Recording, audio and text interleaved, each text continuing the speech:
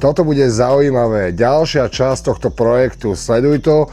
Dneska to bude o špinavej robote. Staviame off-grid stavbu výhradne na baterkovom náradí a teraz prišla tá časť izolovať. Je teplo a my sme zvolili postup od najhoršieho po najľahší, od stropu dole. Izolujeme a takto to vyzerá, sme sa museli schovať, lebo by nás kúsalo celé telo a práve na takúto špinavú robotu sme si zobrali trička od špinavej firmy, ktorá nás nevyplatila, takže pozor na to. A čo sa deje?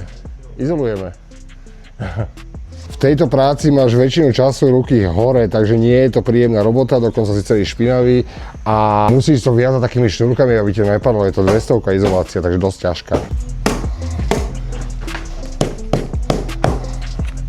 Takýto systém sme si zvolili, že dvaja to chytáme palicami, aby to držalo a ten, čo je pri tom najväčšom hnuse, si tam pekne puká šnúrečku.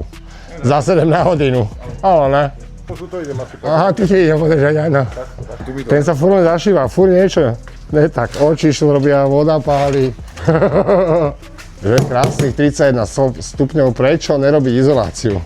14 stále makáme, 31 stupňov nás nezastaví a dneska to bude hotové. Robota nie je príjemná, nie je to tak od ruky, ale keď človek chce, cestu si nájde a výsledok bude. A taký tip, keď dávaš izoláciu, nestláčajú, nebude robiť robotu. Tak a teraz sa pozri, ako sme to ukončili. Ideme bomby a nezastaví nás nič. Tak a nezabudni nás sledovať, ak ťa zaujíma finálny výsledok celého projektu.